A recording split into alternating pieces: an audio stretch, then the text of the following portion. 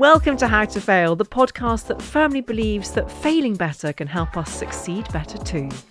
Before we get to my wonderful guest, just a reminder about my subscriber podcast, Failing with Friends, where my guest and I answer your questions and offer advice on some of your failures too. Here's a bit of Nick Grimshaw to pique your interest. Forget it. Like, you deserve better. Yes. This is stop wasting your energy on this. Do send your failures in to get advice from one of my esteemed guests. Follow the link in the podcast notes or look out for my call-outs once a month on Instagram for quick-fire questions. Thank you so much.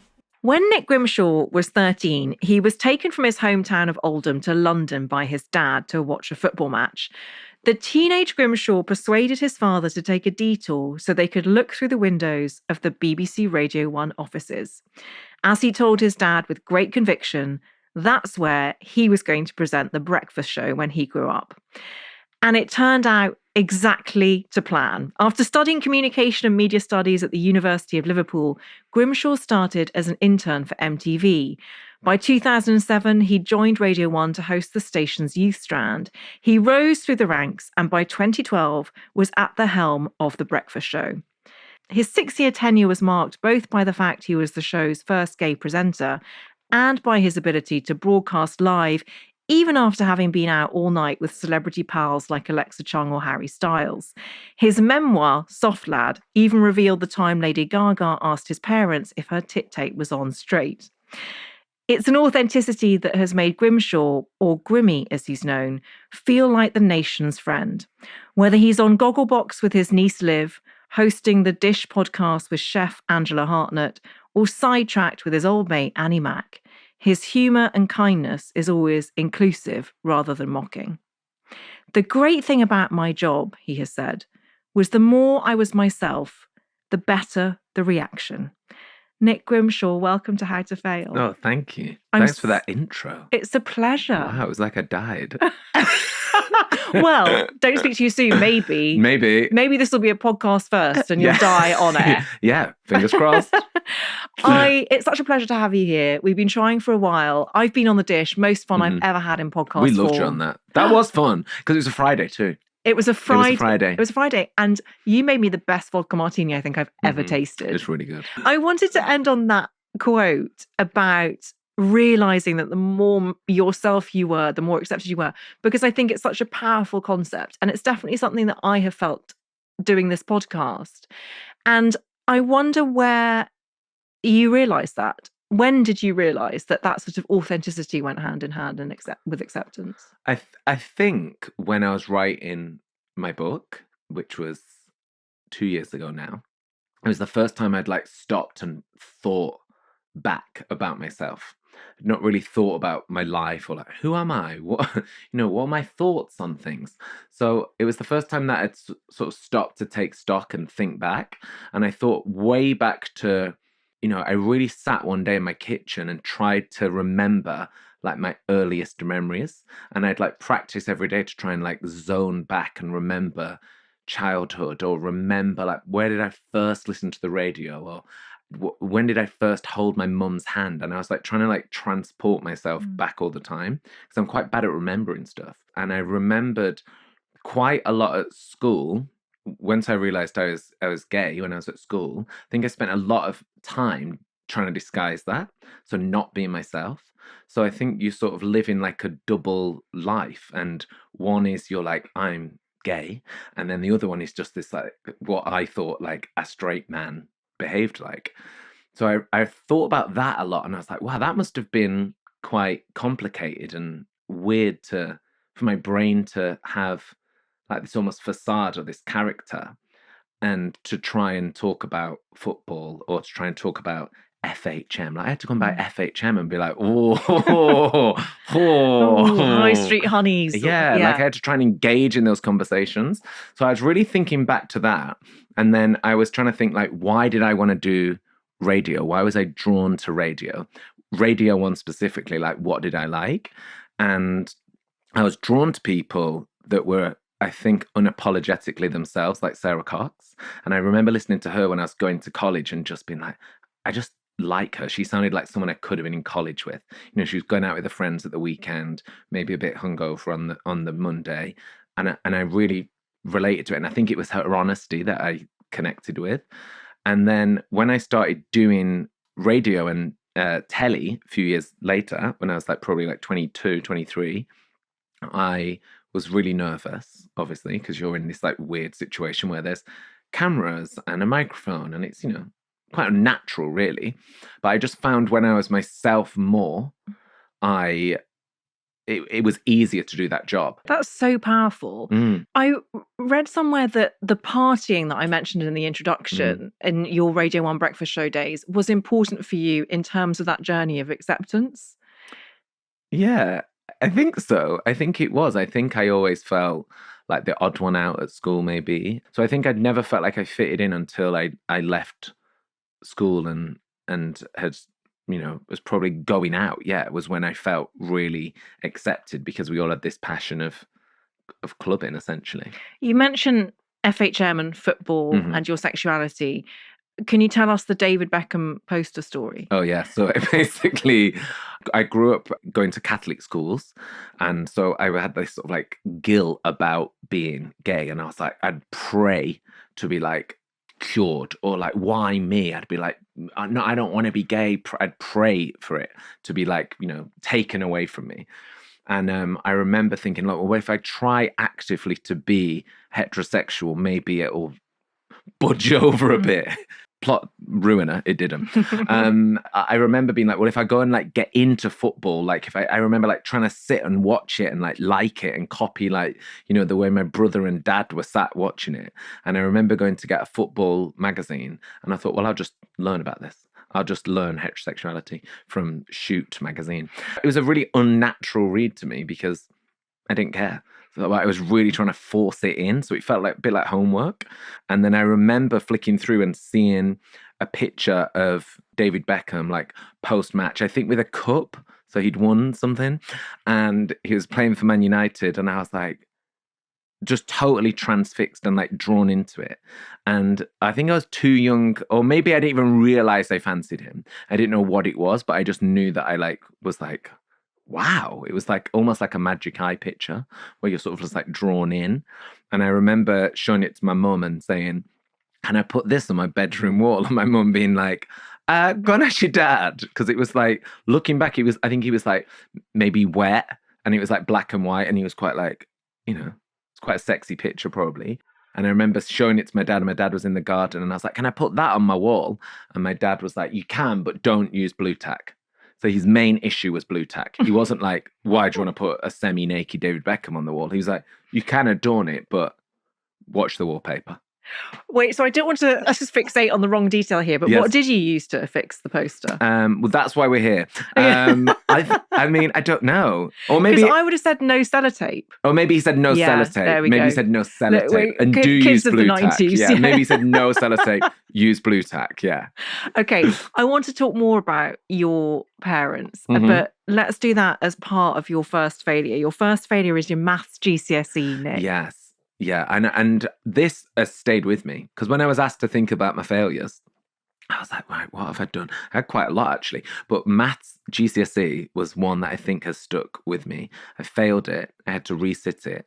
And it made me feel really stupid and really thick. And I still think I'm really stupid. And I think that stems from failing my maths GCSE and it being a disaster. A disaster for everyone at school, in my family. My dad was like, I can't believe you failed your maths GCSE. It was like, yeah, I know. I still can't take a phone number down fast. I think I'm numerically challenged. You've also given me 4 failures rather than 3, which I think is quite funny in this context. Well, we're going to do an extended episode. Yeah. And so other than your dad saying, gosh, I can't believe it, what else made it feel desperate? Like, what was the reaction of teachers at school? There was like a sense of disappointment and that I was a bit stupid for failing it, I think. And it was like... How badly did you fail it? Yeah, I think bad. I think I like didn't get a mark, maybe. I did all right in everything else. 2 A's, the rest B's, an F in French, U or whatever it was called in maths. So they were fine, but maths was was my sister was good at maths, my brother was good at maths, my dad was good at maths. So it felt like, oh, you've let down the Vorderman family. Okay. So I remember my sister teaching me at the dining table and being like, why don't you just get it? Just get it. And I was like, I can't get it. And she's like, why can't you get it? So it was always like it was always expected that I should be good at it, maybe. And then when I failed it, I just felt it was another thing for me that made me feel really different. Yes. Like, oh, I'm gay and thick. Yes. You know, that's what it made me feel like for me. I was like, oh, I can't even add up. I so relate in that kind of mindset where I can't get my head around an Excel spreadsheet. If someone will ask me, like, what's the royalty agreement on your books? I'm like, I don't know. I don't. It's so bad. It's so bad. Like, it's so bad. And I don't mean this in a flippant way, because I hate when people are flippant about not knowing things. But genuinely, mortgages, anything like that, my accountant has to get like a whiteboard out like I'm 4 and be like, right, here's your money, you earn it from here. I'm like, yep. And then I'm gone. I'm like, I don't get it. And I just don't know. My brain I'm exactly is the wired same. in a way I have to really concentrate. Tell me a bit more about your parents and what they're like. I know you have an amazing relationship with your mom, and I know your dad very sadly passed in 2016. But what was your relationship with them like around this time that we're talking about, apart from the disappointment with maths? GCSEs. So I always had a really great relationship with them, like always, and still do have an amazing relationship with my mum. All we do is miss each other's phone calls. That's what we've been doing. She just called me as I came into this room. But yeah, we speak every day. I speak to, like, we've got a family WhatsApp group that goes off every day, and we've always been really close and always really got on, and always, like, always had blazing arguments, but then get over them within 3 minutes, and then we're best friends again. No one in my family is remotely interested or gassed or wants to hear about radio or who I've interviewed at all. And when I was younger, I was like, aren't you bothered? And now I'm really happy that they're actually like, oh, I don't really care. Like, they're genuinely not bothered. So I've always had a great relationship with them. My dad was really hardworking. My dad was very particular as well, in that he'd have so he had to have all his clothes facing the same way. And he'd worked really hard. He'd come from, super humble working class beginnings. He was born in the 40s, 1941. It was a war baby. So he had a really hard childhood and really grafted and did really well. And then he sort of instilled that, or wanted to instill that, in me, my brother and sister. It was expected that you would work your absolute hardest. School was really important. What you looked like going to school was really important. And my mum was like this too. Like, you'd have to have really clean shoes. Your uniform was completely ironed and perfect every single day. You would get home, you'd do your homework. You'd have to be thinking about what GCSEs you're doing, what A-levels are you doing, how are you going to do them?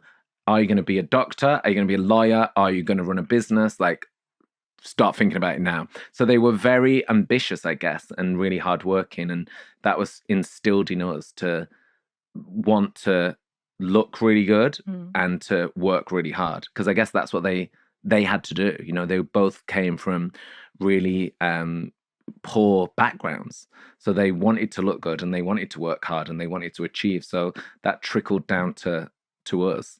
And when I was not interested in studying hard, my dad was like, you are on another planet. Like, why are you listening to music? Like, what are you on about? Like, he thought that was like silly. He was like, get a proper job. So he could not understand me loving radio, and he thought that was a distraction from achieving something good, which was for him to be, a lawyer or a businessman. So he just was like, what are you on about? Did that ever change? Yeah, it did. When I moved to London, and I say all that with, like, he wasn't like, how dare you have a dream? But I think he was just, he'd worked hard. He wasn't like, don't have a dream, or like, don't like music. He loved about 5 people. And people that were really good. He loved Bill Withers, Bob Marley, Ella Fitzgerald, Barbra Streisand, the Beatles. That was it. That's enough. So he was like, if I'd buy a record, he'd be like, well, you've got one. You've got loads upstairs. Why are you getting another one? So he was like, you need 5. maybe Simon and Garfunkel as well. So he thought stuff was a distraction, and not in a killjoy way, but I think he just wanted the best for us. So when I failed the maths GCSE, that was a disaster. But then when I failed the maths GCSE and started to say things like, I want to work in music PR, he was like, what the fuck's music PR? My dad was like, don't work in PR. They're the first people to get fired if a company goes to shit. Be a lawyer. You always need a lawyer, or be an accountant. So when I moved to London to want to work at MTV, he didn't know what MTV was. He didn't know what a creative industry was. He was like, what the fuck are you talking about? What are graphics for the MTV VMAs? Like, he just didn't know what I was on about.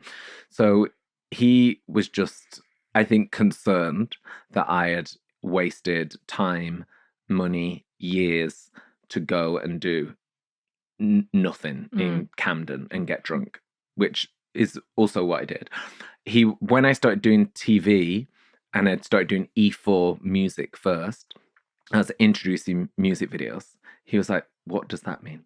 And he was like, you need to get into the BBC, get a proper job, get into the BBC. Once I started doing Sunday nights at the BBC at Radio 1, he was like, oh, okay, now that's a real job. Like, I get it. I've heard of the BBC, of course. So that sort of validated me to my dad, I think. I mean, it was doing stupid things with N-dubs. It wasn't the Today programme. And is it right, that anecdote that I started off the introduction with about you going to London age 13 and looking through those doors, looking through the windows of Radio 1, is it correct that your dad reminded you of that when he was dying? Yeah, it is. And it's a total true story. And I know it sounds like something in a made-up film, but I came to London with my dad to go to a United away game, and my dad had an A to Z of London, and I, on the way, got it out and found where Radio 1 was, and was like, we've got to go to Great Portland Street. And I think my dad was like, okay, fine. To like a closed office on a Saturday. And so we went and looked at it, and I remember plotting out on the A to Z. I think they call it manifesting now. I was like, well, I'll live here, and then I'll walk there, and I'd probably go to this place for lunch, and then I'd go and like have my meeting here at this radio station. And I planned it out and marked it all on the A to Z. And I actually did do all those things, which was quite weird. And I was like, I'd probably go to like this cafe here. Thought, I bet Joe Wiley goes there. And I'd like really visualize it. And I made my dad take me. And I'd actually like forgot about it. And then, he died in 2016, and he'd had cancer for a while, and it had gone away, and he'd had chemo, and it came back, and it got to a point where we knew he was not going to be with us for much longer, and he wanted to be at home, and he wanted to be with all the family. So we were all with him when he died. And I remember coming up from London to be with my dad and talking to him, and he reminded me of that story, and I'd forgot it. And he was like, I remember you telling me that, and you did that. And I was like, wow. So he was proud of you. Yeah, totally. Yeah. And he brought it up, like the day before he died. Yeah. There's a lot, Elizabeth. Yeah, a lot to take beautiful. in. Yeah.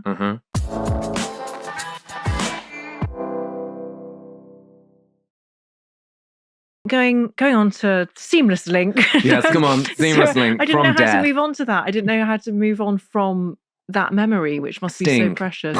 Sting, yes. Jingle. It's about your sexuality. Yes. And so you mentioned being Catholic and praying that you could be straight. And I'm just wondering what that conversation was like with your parents then when you had it. How soon after the maths GCSE did it come? Or maybe it was before? Well, it was funny because I remember speaking to my sister about it, and her saying like something along the lines of, I just don't think that you have to like ring my mum and dad and tell them you're gay. Because she was like, I just think I'd actually be sick if I had to ring my dad and say, hey, Dad, just want to let you know I'm having sex with a man at school. Like, ooh, like she was like, I just think it's like too weird. This is Jane again. Yeah, Jane. So she was just like, do you know what I mean? She's like, why should you have to have this like awkward conversation that I don't have to have? And I was like, God, yeah, you're right. She's like, I think just like feel it out or something like that. I can't remember what she said, but I remember thinking like, yeah, like it doesn't have to be this like, I have some news. I want to kiss men. Because that's like mortifying as a teenager. Yes. Like straight or gay. Like, I mean, maybe parents are a bit more modern now. But like it would not want to talk to your parents about sex or kissing or anything like that. So I never really had the conversation with them, ever. Like I never implicitly sat them down and was like, I have some news. I can't even remember how it just like became to be talked about. And I remember like really struggling with the concept of coming out when I was younger and whether or not I thought it was, because like the term I struggled with. Yeah. And it was like coming out. I was like, well, I've not been From pretending what? to be Yes. straight. Like, yes, at school, but like not to my mum and dad, do you know? So it was quite a funny conversation to have because I'm like, it's not like I was coming out at 50 and I'm like, oh, I've had a realization actually. Like I've been in heterosexual relationships and I've had 3 kids and actually I think I'm gay. You know, I'd not had any relationship. Truly, I can't remember how it ended up being even talked about. I really can't. I remember I did an interview and I talked about fancying Frank Ocean. And I think Frank Ocean had just wrote the letter that he wrote on a blog or on Tumblr at the time, talking about, the album I just released, which everyone loved, is actually about feelings I had for a man. And everyone was like, what?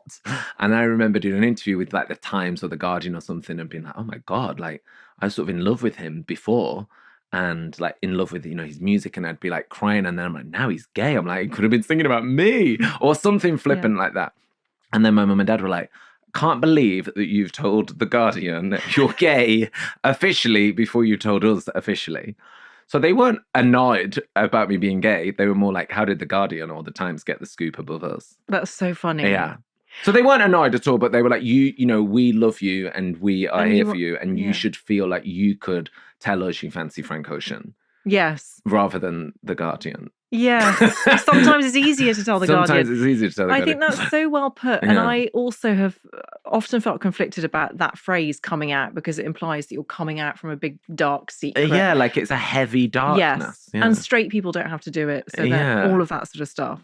And so where are you with your Catholicism now? How do you feel about... I mean, I never have been to church unless my mum's took me as a child. But my mum still goes on a Sunday. But my mum has, I think, gone since like 1945. Like, she's going to church on a Sunday. If she's in London... It's like your Barry's boot camp. It's like me with Barry's. Yes. You just go. Yeah. So she won't go like on her holidays, and she won't go if she's, in London with me. But if she's at home, she'll go. And I guess it's different because it's like...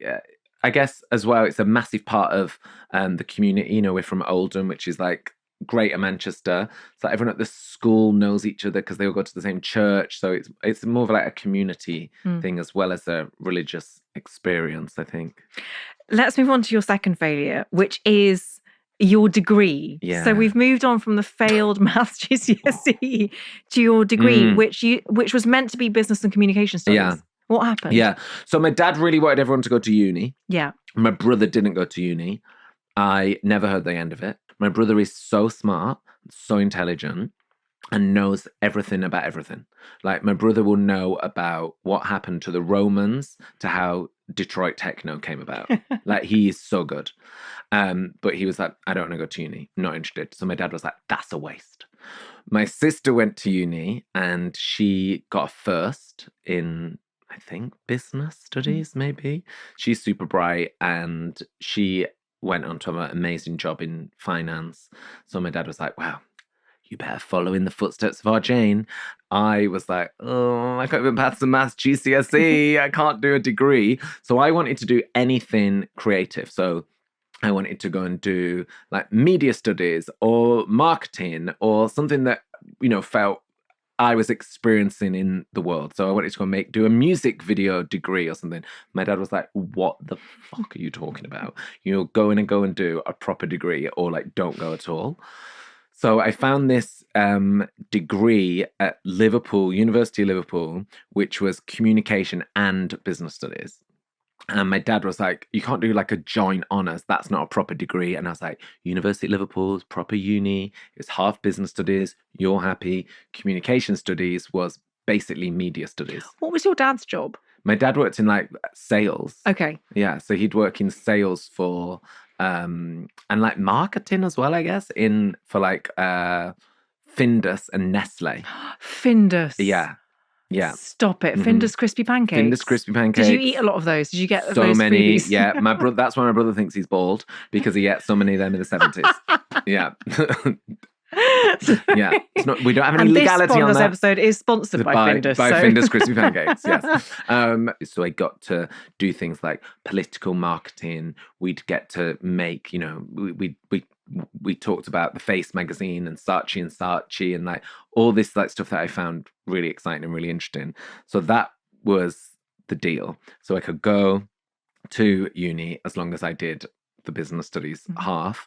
Loved the media studies side, obviously. Loved all the extracurricular activities of flyering and DJing and doing student radio. Loved all that. Absolutely hated the business studies degree, obviously. It's harder than GCSE maths. Yes. I did macroeconomics. I resat the macroeconomics module, I think 5 times. And they were getting worse. I was getting like 7%. That's making me feel sick. Macroeconomics. I could not tell you if you had a gun to my head now what that is. I have no idea. And did it... And you know why I did it? Huh? Why I picked that module? Because my friend Grania did it. Okay. And I was like, oh, that's fun. Grania will be in my class. And that's why I did it. Grania is now chief of the IMF. She is. Yeah, she works for the Bank of New York. Does she actually? She does, yeah. She's got a good job. Did that feel again similar to the maths GCSE failure, where you were internalising it and thinking that you weren't good enough? No, I think I'd grown by then. Yeah. I think I was like, this is not for me. And that's all right. And I think I'd got really into student radio. I was totally obsessed with music and listening to music and DJing and going out and clubbing. And I had the great advice from my older brother and older sister of like, they were like, don't get a real job. Don't do it. Don't listen to what dad says. We love him. But like, don't do it. My sister was like, don't be an accountant. Just go and do what you want to do. So I was like, you're right. So she was getting me like psyched up to not go and do the business finance route. And I started doing work experience at radio stations and at a plug-in company in Manchester. And they basically would service music from record labels to radio. So they were a regional radio company, and I'd work there and I'd assist there in like stickering CDs or writing the blurb for the back of the record. And they looked after like so many interesting, exciting people. Like they did like Depeche Mode and Moby, Goldfrapp, Electric Six, Gay Bar. Do you remember Gay Bar? Yes. Yeah. So it was quite like a fun time, and I was working there in Christmas and Easter and summer holidays. And I just loved that. And once I started working there and got a taste of going into radio stations and working with artists, I was like, I can't do macroeconomics. So I felt I was okay with failing that. It's interesting to me that out of the failures you sent me, there isn't a professional one. And I wonder if that's partly because of the enormous love you have for the form that you find yourself in, which is a beautiful thing. But there was a point when you took on The Breakfast Show, and I absolutely loved you on The Breakfast Show. And it's because you were a different kind of breakfast show presenter. And I think part of the nation was probably not ready for that. But there was an interview that you gave after you moved on from The Breakfast Show where you said that when you left, you felt like you were Great Britain's most unpopular person. Yeah. Well, I remember feeling... I'd never thought about listening figures. Like I'd never thought about it. Before I did radio on Breakfast Show, I'd never done daytime radio. So I'd gone from doing a nighttime specialist show, which was 10 till midnight, and we would play all new music, anything you wanted. The guests would be, drunk. The guests would come after the gigs. The guests would bring random people in who'd come on air. It was not daytime Radio 1. Yeah. And it's like scheduled and organized, and there's 5 people who work on your show. And so it was a real switch up, and I never really thought about that. So it was a very different show, and also it was a very different reaction, because at nighttime you could just chat nonsense, do whatever, blah, blah. You forgot like millions of people are listening in the morning, and all the newspapers. So anything that you said or messed up, or if someone gave a date wrong, they were like, oh, I didn't even know what day it is. And it'd be like this like furore because you'd said Wednesday instead of Tuesday or something. So it was, I'd never thought about the switch up of like the amount of eyes on the show, the amount of opinions on the show. You know, it's such a key part to people's day, breakfast radio. And I knew that from listening, but I'd never thought about, oh shit, the pressure now is on me. You know, like when you listen to breakfast radio, you know, you're so in a routine, because you're sort of, your way you're leaving your day and starting your day is by the time things happen. So routine is so key to it. So I think doing a massive switch up of, oh, we're actually going to play loads of music. It's going to be new music. It's going to be pop stars that maybe are brand new. It was a massive shift in terms of tone of the show. Obviously a different presenter. I was 28, I just turned 28 when I started. And I also wanted to bring some of the nighttime sensibilities. I wanted to bring loads of music. I wanted to play, you know, stuff that I loved on the show. Yeah, it was a massive change. And I remember when the radar figures would come in, I'd never had to think about them before, because you're on at nighttime. And it was like, they've gone down by this amount. And you were like, oh my God. I was like, I've let down like all those people that are relying on Radio 1 like I always did. Like that, I'm letting down like the people like me who loved Radio 1 and listened to it for the routine. And I was like, oh, I'd be so embarrassed in the office, because about all these people will be like, here he is, ruining the station. So I did feel like that, actually. Yeah, that must have been a horrible feeling. It really was, because you were like, oh, it's a real sucker punch. But also, what I didn't realize, in hindsight, you know, when Chris Moyles, who was on before me, when he started, YouTube didn't exist. So radio was so much more powerful and so much more essential as well. So stuff just changed so much, which, you know, at the time, I don't think we took into account. You know, now YouTube on Radio 1, I don't know the stats now because I don't work there, but they were like, they're fucking huge. It's like so huge.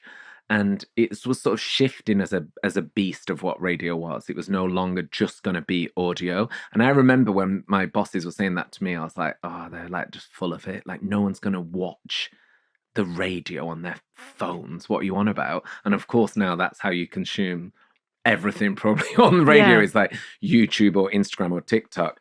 So I think it was a transitional stage. I don't know. I guess looking back, it was an exciting time to be on because it was changing so much. Don't know. It did feel like bad. It felt bad that you were like, oh my God, it's in the newspaper that no one's listening to it. And you think it's because of you. Yes. And maybe some of it was because of me. Maybe people were like, don't like you. And that's fine, I think, because, you know, not everyone can like you. Well, I don't know anyone who doesn't like you. But my dad used to say you can't please all the people all the time. No, and if you are, which is also impossible, then you're mediocre because you're just like the common denominator. Yeah. It's so interesting to me that for a lot of your career, you have been seen as the kind of voice of youth. Yeah. And actually and now I'm 40. Well, this is the thing. You still look so incredibly young. That is true. And you still do convey that. It is true. But also you had older parents and older siblings. So actually, my impression of you is that you're quite an old soul if you delve beneath the youthful surface. I think I've always felt young because of that. Like I was literally the youngest one in my family. And then, everything that I did for a while was really youth focused. So when I started Radio 1, it was me and Annie Mac on a Sunday night. And that was like the youth strand of Radio 1, which now is such a mad concept that they'd have a youth strand of Radio 1 because that's the entire brand. And then like E4, I guess, and T4 was like the sort of young version of Channel 4. And one of the big things that happened when I started doing breakfast, which I think people really didn't like, and I don't think I like in hindsight, was the whole messaging was, oh, it's for young people now. So if you're 30, you can't listen. Yeah. And it felt like if you'd been listening to Radio 1 for years and you were 30, you'd be like, fuck fuck off. Who's this guy telling me I can't listen? Do you know what I mean? So it was like a shift, and it was a conscious shift. And it wasn't on a whim. I think Radio 1 were like told to do that by the BBC. Like it has to be specifically, it has to get younger. That was their decision. And I think people thought that was me being like, see you later, 35-year-old people, which it wasn't at all. So yeah, it was very focused on getting younger and being younger, and that's what they wanted me and the team to be, you know, and that's why that would happen on air, that we'd go to these parties. We were so excited to go to parties because we were like 28, 27. We were so excited to go to, I don't know, a Brit Awards after show party and then bring the pop stars onto the show the next day. So it felt timely. Like that's what we were doing, and that's what we were excited about, and that's hopefully what the listeners also were excited about. Is it a relief not to have to be youth orientated anymore? Well, I never felt like it was a pressure to do it, because I felt that I was excited in that thing. Yeah. And I think when I got into like 33, 34, I was just slowly realizing that, I don't really care that much. I care in like I'm interested in pop culture way, but I wasn't like, it's, you know, you stop getting FOMO. Like you start like, oh, please don't invite me out. Yeah. And like in the natural way you do when you grow older. So I started being less interested in being at everything or being involved in everything, because, you know, you're just growing up. And I remember thinking like, I really don't want to be at Radio 1 when I'm 40, because I didn't want it to look like, oh, I'm leaving, like you've been sacked basically because you're 40. So I remember thinking then like, oh, I need to think of like an exit strategy. And then when I left, I just felt really content that I was leaving, and really happy that I'd done everything that I needed to do there, and that it was a youth station, and I was 37. So I was like, yeah, this is when I should leave. And I remember thinking like, what will I do now, and not really knowing, and actively wanting to have a break, because I thought, wait, do I even like radio? I've just done this every single day for 14 years. Do I actually like it? And then I had a break, and then I was like, what am I doing now? Like, so like when I was 23 and 24, when I was starting at Radio 1, I was going to gigs every single night and going clubbing and DJing.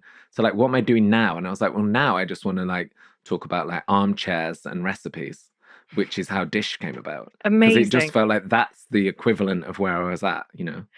Who was the most difficult interviewee from your Radio 1 days? I cringe at some of them, because if it was someone like our age, I'd be unprepared, and it'd be like they'd expect it. So if you were interviewing like, I don't know, a member of One Direction or like a Katy Perry or Adele or someone, they're like your friends. So you'd be like, what have you been up to? Yeah. And then they'd be like, not much. What have you been up to? And you'd be like, well, have you got a song out? And they'd be like, yeah. And then that was it. I cringe that would be the interview that I'd be doing with people who were like, I interviewed like Denzel Washington like that. Or I'd go and interview like, you know, actual movie stars with that level of prep, like not watch the film. But it was, you know, of the time. But who was difficult? No one was particularly difficult. No one was difficult, I don't think, because they knew it was like live on the radio. Yeah. I think people were sometimes difficult with my producer, Fifi. And Fifi would have to go and like talk to them, and they'd be a bit, you know, short. But Fifi was always quite forgiving, because it'd be like, you know, 7 o'clock in the morning. Yeah. But no one was like an arsehole or anything. Well, I also think sometimes not being prepared can be really disarming in a good way, because they haven't been asked those questions. I remember before. interviewing Leonardo DiCaprio, and I can't remember why we did this, but there was some question where it was like, what would you do if you could have one wish? I guess it was in a film about wishes or something. And he was like, oh, to save all the whales or something. Mm-hmm. And I was like hysterically laughing.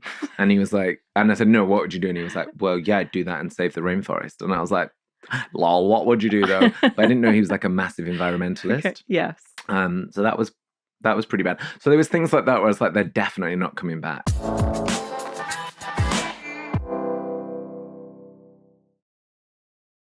Let's get on to your, well, it's not your final failure, because as previously stated, you've given me 4. There's 14. Okay, get comfy, everyone. Let's go to your failure to be present. Oh, I'm terrible at this. But because people are obsessed with talking about being present, aren't they? I know, but I actually like existing in the past. Do you? We like the 80s. I know. But no, talk to me about your failure to be present, because you also meditate a lot. Well, no. Oh. I try. I do try. I think I tell people I do, but you get visions, I've read. I did have visions, yeah. What kind of visions? Well, it was in lockdown. I always want to start a hobby. I always think I should be doing more things. But then it gets to like Wednesday and I'm like, I'm so tired. I can't do any more things. So I always want to do these things. I'm always saying to Mish, like, we should go and see. Mish is your fiance. Yeah, he's my fiance. And I was like, we should go and see an exhibition every day. He's like, every day? Like, I'm like, all right, every week. Like, we should learn French. We should do a sommelier course. You know what we should do? We should go and trek in this Italian mountain range. He's like, shut up. So I always have these things that I want to do, and one of those things was meditating, because people always talk about being present, and I'm a worrier and a bit of a stress head, and I always am thinking about the worst case scenario from the past and the future. Exhausting. Yeah. So I was like, oh, I'll learn to meditate. And so I did a course in lockdown with Rob DeBank, who's a DJ who used to work at Radio 1. And I'd see him at night times. And he runs Festival. That was his festival. And he's also now a meditation teacher.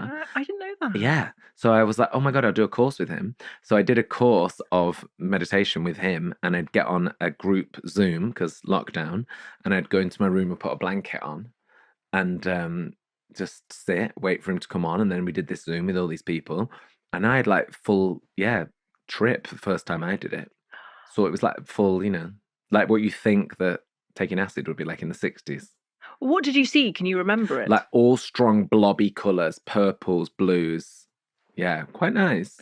Vivid. And I did it then, and then I did it for about the next 3 days. And then I didn't really do it again. I'm terrible if I do something and I feel really good at it. I'm like, well, that was that.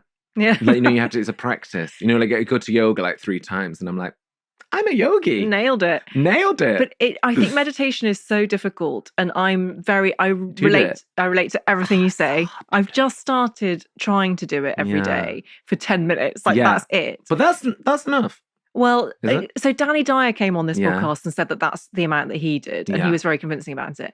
And how does Danny Dyer do it every day? Yes. Says it's really helped him. Yeah. No one's done it and been like, God, my life's so much worse. No. That was a waste of minutes. Do you know what I mean? I remember trying to learn it from when I lived in North London. On my street was a lady called Yoga Nadia, yoga teacher. Yeah.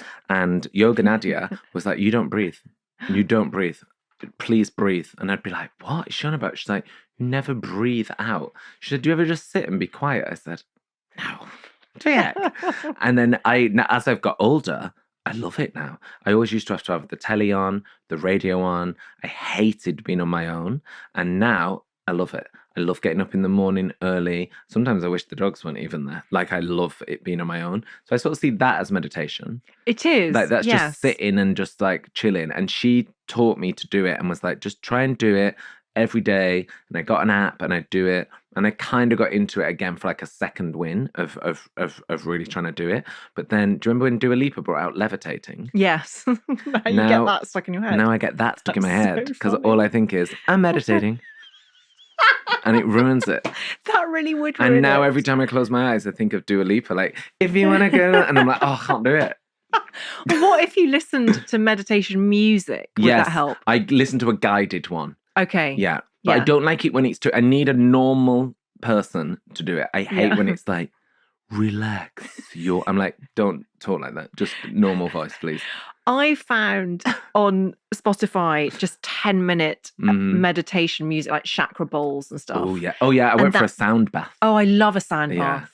Did you like it? Well, I went for one and loved it. And then I went the other week and I fell asleep in it. That's good. And then... Yeah, then you wake up, and then I shut myself. No, but when you wake up from a nap and you're like, where am I?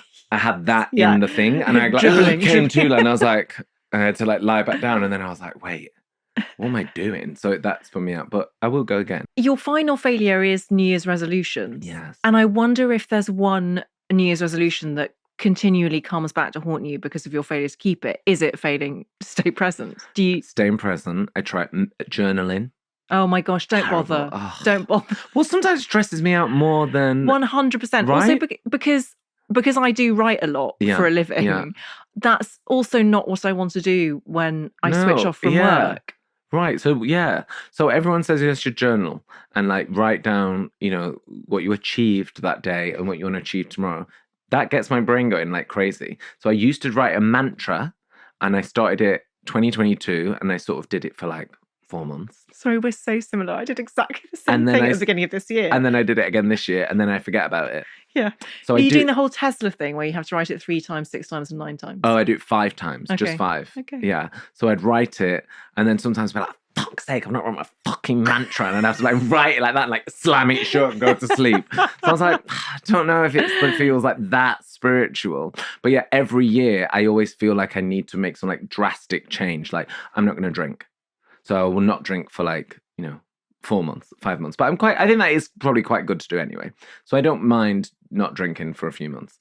So I'll do like not drinking, gonna learn Spanish. I'm gonna do an art history course, a stage set design course. I should do a wine course. I should learn Spanish, yoga, and also, start doing my mantras. So I start January like too extreme. Yes. Always. Yes. Always. Like I did on January this year, 10K run, no training. Okay. Yeah, I think that's exactly it. And you've fallen into the New Year's resolution traps, which it's a metric designed to make you feel like a failure according to your own goals. Yes. Because everyone wants to be the extreme best version of themselves. But ultimately, you can't just start at that high level. No. I think it's going to like, strike midnight and I'm going to turn into like, I don't know, Paula Radcliffe or something for January. Like, God, I'm such an athlete. Before we close this lovely, lovely chat, you were talking about how you used to be fearful of loneliness and how you don't have that anymore. Is that because of Mish, your fiance? Maybe. Do you think? Maybe. I think that might be part of it. It sounds like he... Maybe, I feel like secure. I honestly can 100% be myself with Mish. Like, all the time. Like, we have our own... I know it's annoying to say. I'm not like, we have our own language, but I think there's something quite freeing in being able to be like really, really basic and stupid with each other. So I think that's probably quite, makes me feel quite secure. I can be 100% myself with him. And even when he's not there, I've always felt scared in the house, always, since I was a kid. And I've not had that since I've gone out with Misha, I don't think. Oh, that's so lovely. Even when he's not there. Yes. I feel like quite safe and secure. That's beautiful. I mean, we started off talking about accepting yourself and we've ended with you feeling accepted by the person you love most in the world. Yeah. Thank you so much. Thank you, Elizabeth. Thank you, Nick Grimshaw, for coming House of Fame. Really great. Oh. That was like free therapy. It's free, right? Yeah. Well, the only thing that I'm asking you to do now is to stay and answer listener questions. Okay. Other than that, it's totally free. Okay. That's the biggest compliment you could pay me, honestly. It really was. Thank you. Thank you. Feel good. We heartily recommend you follow us to get new episodes as they land on Apple Podcasts, Spotify, Amazon Music, or wherever you get your podcasts. Please do tell all of your friends. This is an Elizabeth Day and Sony Music Entertainment original podcast. Thank you so much for listening.